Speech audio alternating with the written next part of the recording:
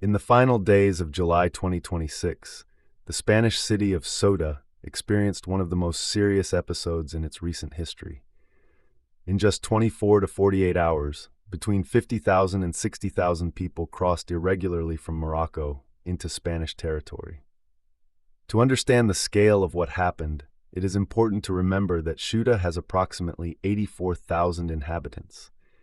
In other words, in less than 2 days, the city received a number of people equivalent to nearly 70% of its total population. This was not a normal trickle of arrivals. It was a concentrated and overwhelming mass entry that temporarily collapsed the city's services, created a chaotic situation, and left a tragic human toll. At least 67 people died, most of them drowning while trying to swim around the territorial breakwater. Some local sources put the figure above 70 or even 100. The vast majority of those who entered returned to Morocco within the following 48 hours, but the damage had already been done. How did this situation arise?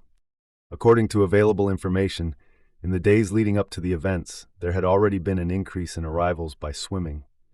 There were intelligence warnings pointing to the possibility of a larger movement. On the 30th and 31st of July, coinciding with Morocco's Throne Day celebrations, the situation spiraled out of control. Thousands of people, mostly young men but also families, moved toward the border. Some crossed on foot along coastal areas and breakwaters. Others attempted to swim. Spanish security forces were overwhelmed.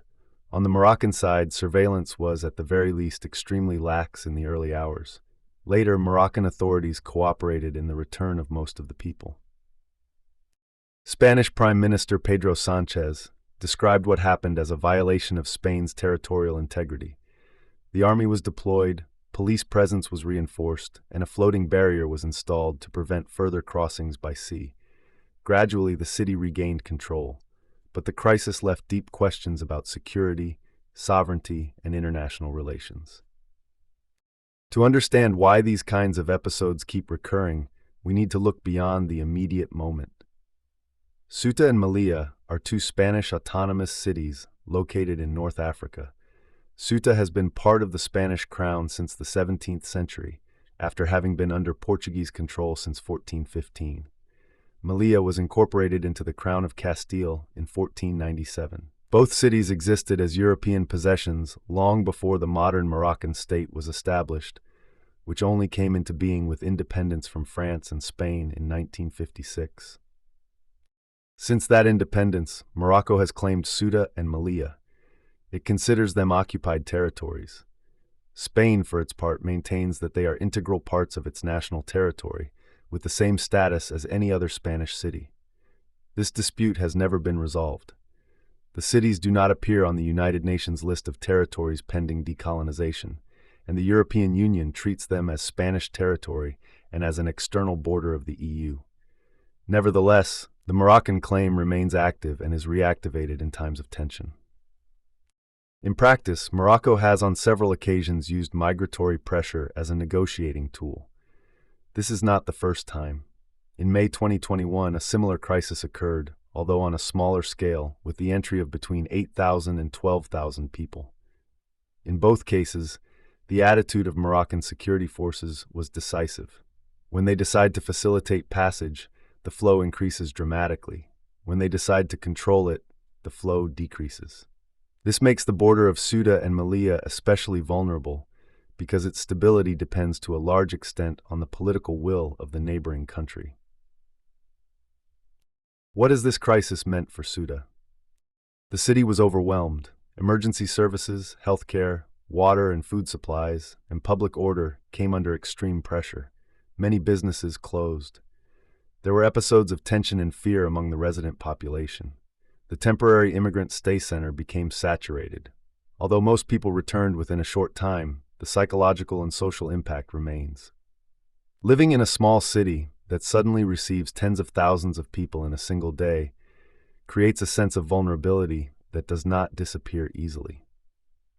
For Spain, the consequences go beyond Ceuta.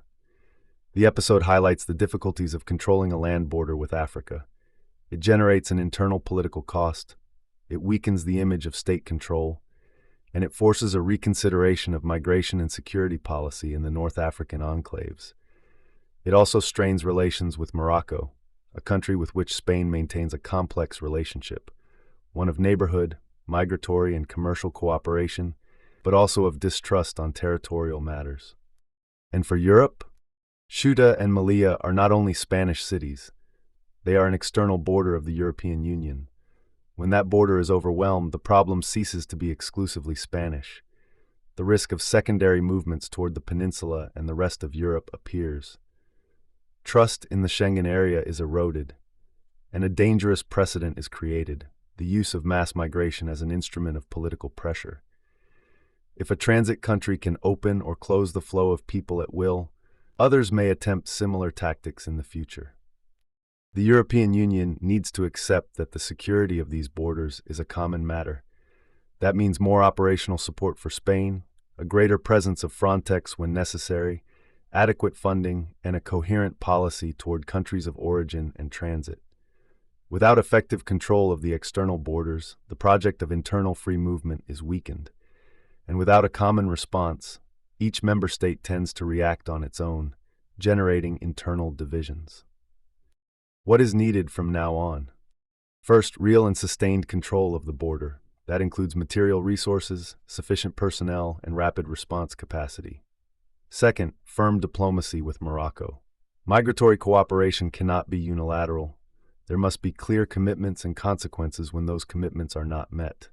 Third, a Spanish and European migration policy that combines control, legality, and orderly humanitarian management. And finally, a long-term strategy for Ceuta and Melilla that takes into account their geographical reality, their vulnerability, and their symbolic and strategic importance. What happened in Ceuta in the summer of 2026 is not only a local crisis.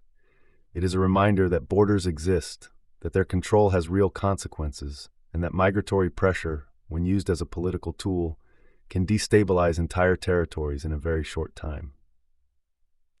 Territorial sovereignty, the security of citizens, and a state's capacity to manage its borders are basic elements.